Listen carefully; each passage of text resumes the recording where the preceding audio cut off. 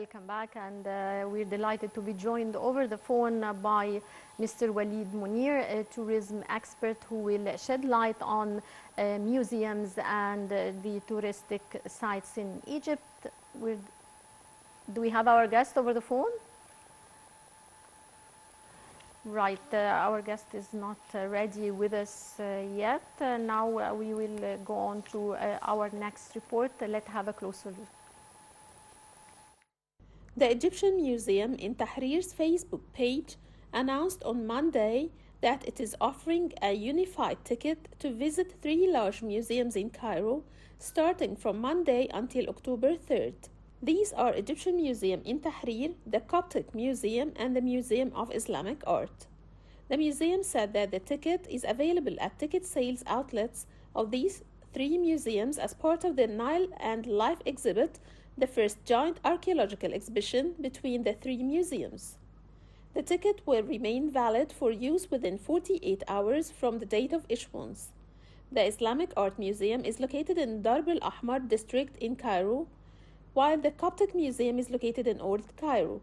The Nile and Life exhibition is the first joint exhibition between the 3 museums, showcasing archaeological artifacts that reflect the significance of the Nile River throughout history, spanning from ancient Egypt to Coptic art and the Islamic era.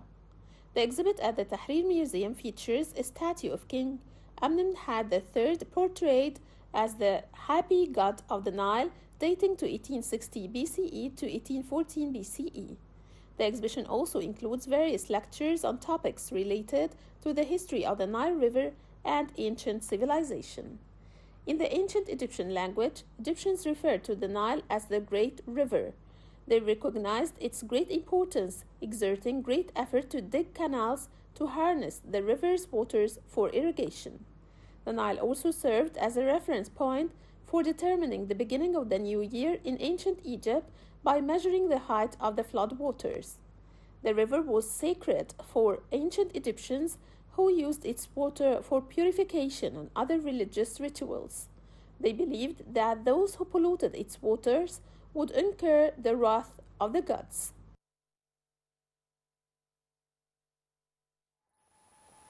Welcome back, dear viewers, and we're delighted to be joined over the phone by Mr. Waleed Mpunir, a tourism expert. Good afternoon, sir. Good afternoon, ma'am. Good afternoon. Hi, nice to hear your voice. Right, sir. The Coptic Museum, the Islamic Museum, and the Egyptian Museum in Tahrir Square have all collaborated to offer the Nile and Life exhibition, which is now accessible to tourists with a single admission ticket. Now, how do you see this move, and do you expect other museums to offer similar moves? Actually, from my perspective as a tour guide and one who used to work in such a career or such a field, I believe that this is actually a very great advantage, especially for the tourists, not only for the Egyptian, but especially, but also for the tourists, the people who came all the way from a long distance to see how was the life through the Nile in Egypt. Our soil, the Nile, the Egyptian soil and the Nile from south to north, actually revealing a lot of story and actually demonstrating a long, long history that everyone is much interesting to see about it, especially when you speak about or when you demonstrate the ancient history from far beginning up to, of the ancient Egyptian up to the Christianity, even more to the Islamic art. This kind of history will be very, very interesting for the whole world. So I believe that this kind of move is quite big advantage.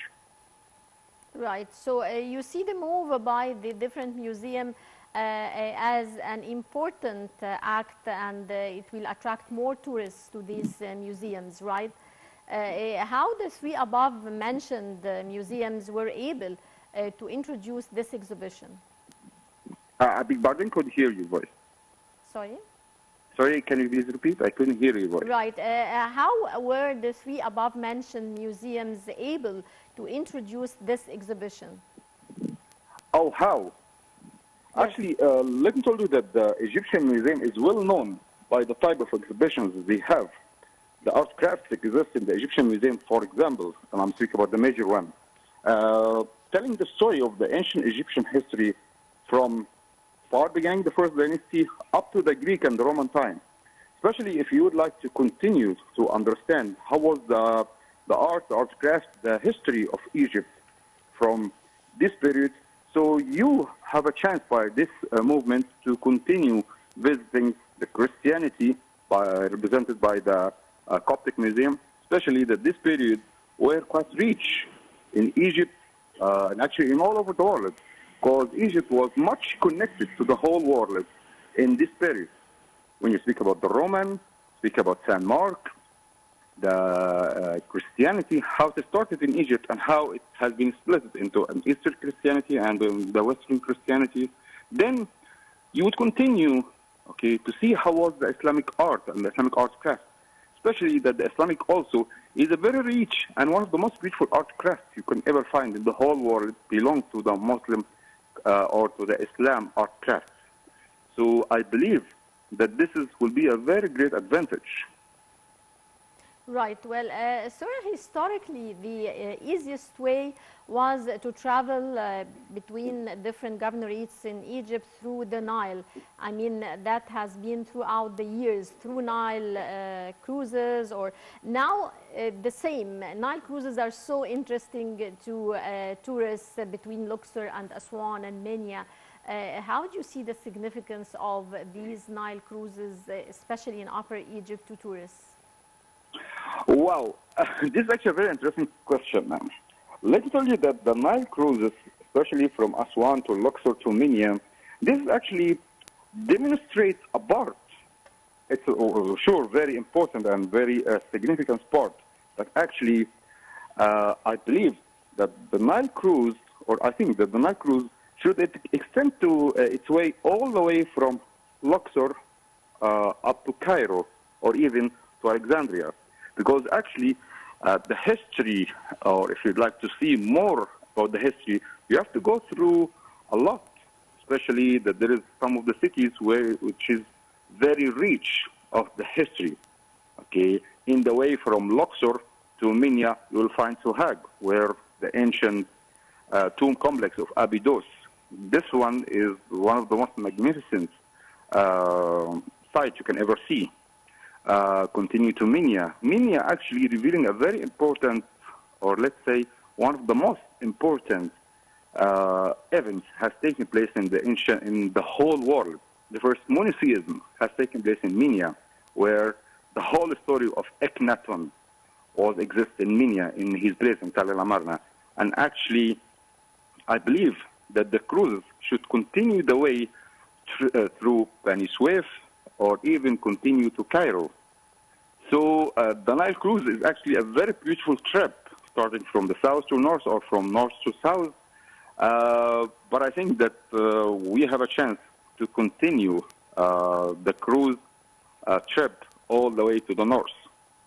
Actually, one of the most interesting, let's say, events has taken place where was the trip has taken place by Cleopatra to Caesar when they started from Alexandria all the way to Aswan.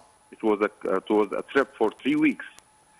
So simulating this kind of trip will be much, much more interesting.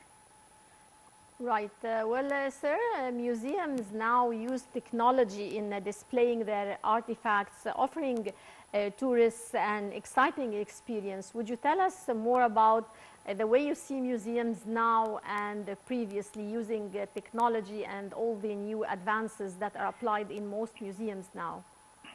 One of the most interesting experience in Egypt is the Civilization Museum.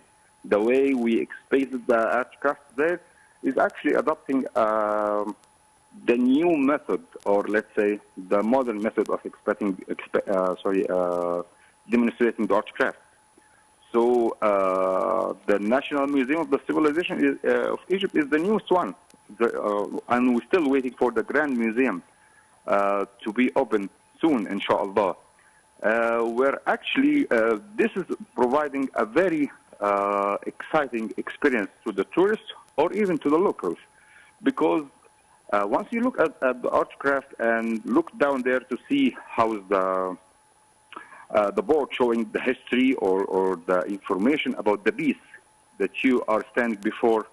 This is actually connecting the person or the human emotionally and mentally or intellectually with the pieces itself.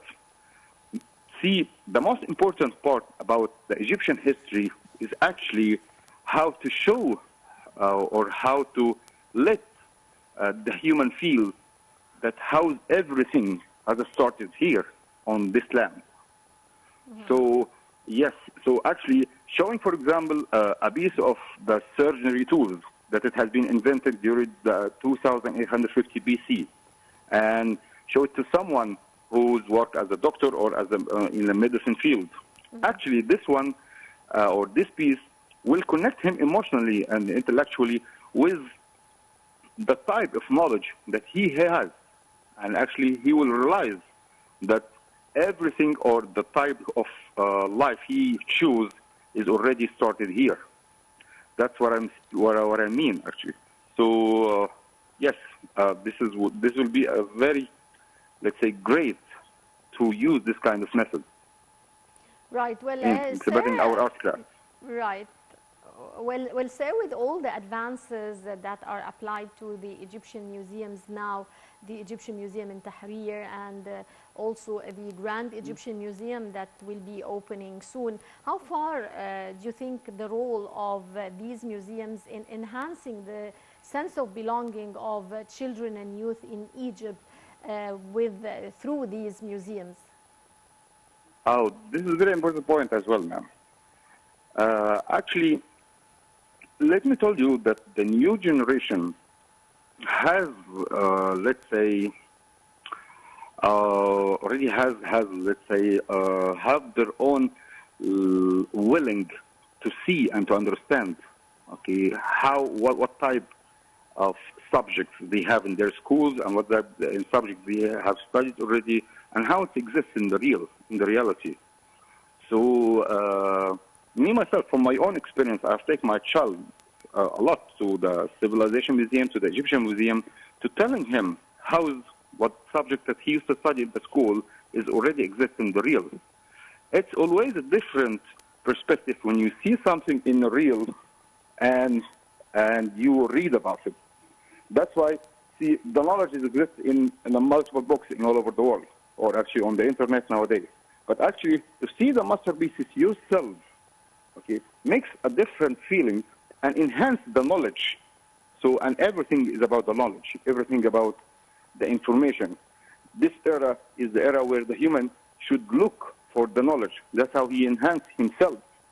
So I believe that visiting the museum, especially for the young or for the youth or even for the children, will really enhance their, let's say, starving for knowledge, and will let them want it more to know about their country, their place, and how they belong to a very great civilization. Yeah, well, museums also organize summer programs for kids. Now, would you tell us the significance and the goals of these programs, and how do you view the feedback of children participating in these programs? One of the very nice programs I've witnessed myself that takes place in the new Grand Museum. They have the soft opening, so they are planning or they are doing some kind of activity for the school children. So one of their programs is to let the children dig on the sand by themselves, by their hand, by the brush, okay, to look for some monuments. Sure, it's fake, but actually this is that the children will be quite happy to find one of their country treasure on the land. And this is actually enhance their feeling of patriotism toward Egypt. So I've saw this myself, and this is a very, very good program. Me, myself, encouraging to the maximum. They are doing a very good with this. Right. Well, Mr. Waleed Mpunir, tourism expert, many thanks for your insights, sir. And your viewers, that brings us to the end of this edition of Cairo Local Time. Many thanks for watching, and stay tuned for more coming up here on ITV.